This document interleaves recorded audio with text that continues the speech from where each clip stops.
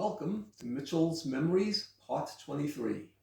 It's now first week in July 1972, and I'm on my way to India for the first time. I was with a friend, and we were on the way to Guru Dev's ashram. Remember the guru who taught me yoga? He's respectfully called Guru Dev, and he had an ashram in the town of Lakshmanjula in India. So we flew to New Delhi, and our instructions was to take a train to another city, but there was a monsoon in India then, and all the trains were canceled. I tried to get to an information desk to ask for help, but I couldn't get within 100 feet of it because there were thousands of other Indians ahead of me trying to get information. Luckily at that moment, a very elderly Indian gentleman tapped me on the shoulder and said, "Can I be of assistance?" And he said, he explained the trains are canceled for the day. He took me to a hotel walking distance away. Next morning he came and got us. He took us to the train station. He bought us tickets. He took us to the train, put us on the train for our next stop. So I was very grateful to that Indian gentleman. We went to, I believe it was this city of Hardwar. From there we took a bus to Rishikesh, and then we took a taxi to the bridge that would take us over the Ganges River to Lakshmanjula. That's where the ashram was. I remember walking over this, it's a footbridge, no cars can come through.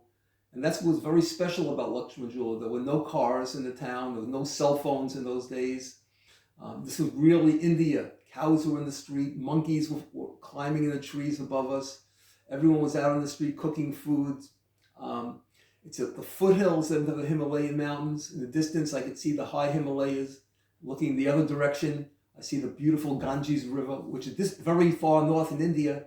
Clear, pure water, very, very cold, inviting. The whole town, everyone was out in the street, was teeming with life. Anyway, we finally make it to the ashram, and everyone, they're eating the meal there. So Guru Dev saw me, and he told me to sit down for food, so I had food. And after the meal, he treated me wonderfully. He was very pleased that I was there. He gave me a room to stay, a very, very, very, very nice room in the ashram, and that's where I would be sleeping and doing meditation, except when I was meditating in the temple. Afterwards, I spoke to an American who was there. There were about 6 or 7 Western disciples, and this American said that Guru Dev had predicted knew I was coming, predicted it. And he even said that one day I would be managing his yoga center, his ashram in America. This was mind-blowing to me. I didn't even know that he knew I existed. And here I was saying all these things. And he treated me so wonderfully, and he was like in charge. I never saw, he was like a ball of energy.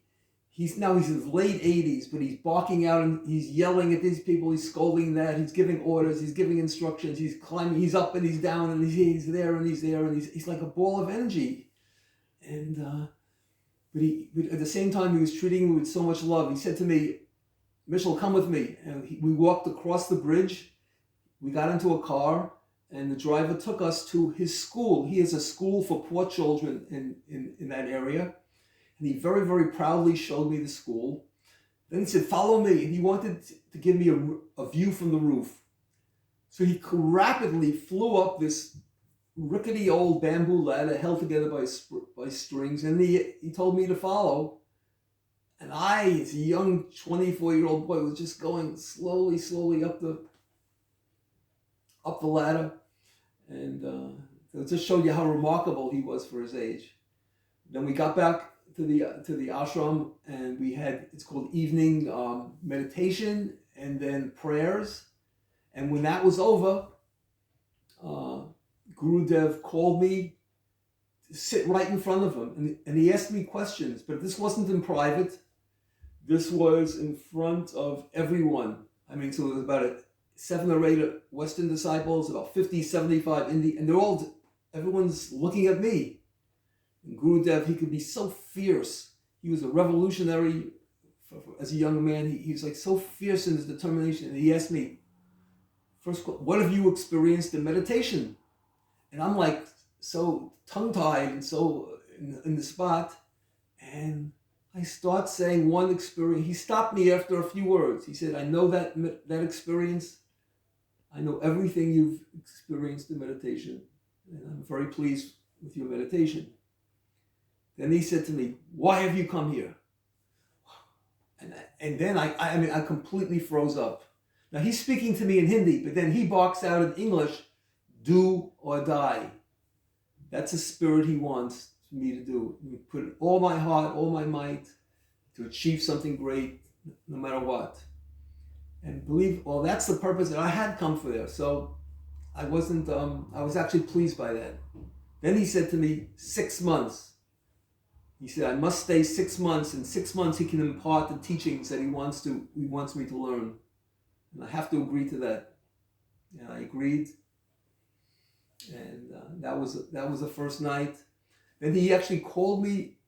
He spoke to me privately after that. And he said to me that I was going to go very high in meditation. But I have to be very, very brave because there are a lot of obstacles when you go high. And you have to have the strength and the power to pass through those obstacles. So this was so much to take in for my first day in India. I was just overwhelmed. That evening when I went to sleep, I felt stomach pains. It was my first time in India, and I felt something was wrong inside me, and the pains were terrific. But I had instructions: get up at 3 o'clock in the morning, come to the temple room for meditation until 5. Those were the instructions. So I looked at my clock: 1 o'clock, 2 o'clock. I didn't know I could actually go then, but I thought I had to wait till 3. So I waited till 3 and I fell asleep. I woke up at 5. And I came down when meditation was over and Gurudev saw me. And wow, all that loving kindness and everything was the complete opposite. He gave me a tongue lashing in front of everyone for not being there at 3. No excuses about stomach aches or health or anything like that. Then now, after the tongue lashing, he said, I'm going to teach you a mantra, a special mantra. And something different than I learned before. And he taught it to me, and he made me practice right there on that spot, even though I had such stomach pains. It was such a test for me just to sit up and practice, but I did. And then I began my efforts. Now, I'm a very quiet and unassuming person, and I don't like to bring any attention to myself, and I don't like to show anything. But deep inside, I knew if I'm motivated correctly, I have a tremendous, fierce determination that I can achieve whatever I wanted. And that's what I put into this meditation. I meditated and I meditated, and I taught myself how to meditate. I meditated first 2 or 3 hours a day, then 5 or 6 hours a day, then 8 or 9 hours a day, then 10 or 12 hours a day, then 15 and 18 hours a day.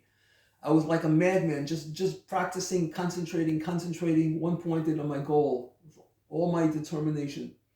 And I would take a break. Once a day I went down to the Ganges River, I took a swim, I cleaned my clothes, I smashed my clothes on the rocks. That's how I cleaned them, or sort of cleaned them. And then I would come back and I had my meals. After lunch, I would take a walk in the town. This beautiful little town. There's one break I would take a walk around, then come back to my room and meditate. That's all I did, and I gave it everything I had. And like there was a window of opportunity had opened for me, and I was never. By the way, I've never been able to meditate like I did at that particular time. I put everything into it. And what did I experience? Gurudev often said, meditation is a thing of experience. It's not a thing of language. So I can't really explain to you. I could just say that I dove deep into my own self. I experienced things. I experienced beauty like I never saw before. I heard music like I never heard before. I saw colors like I had never seen before. I dove deep into myself. I looked at myself and saw my weaknesses and all the things, my traumas and what I've been hiding about myself. And then freed from my body, I was able to rise above and fly in the sky and fly into space and fly to the moon, fly to the sun, fly through the planets and beyond. But best of all, I was able to come to a place where it all stopped, where I there was just awareness, a consciousness, and I merged with that consciousness and became one with it. That's the best of all, and became my determination to get to that place and stay there for all eternity. Meanwhile, Gurudev had left, and the ashram, and he went to another part of India. And 4 months after I arrived, he called me to the jungle. He wanted me to practice meditation with him in the jungle of India, and that will be my next story. Thank you very much, everyone.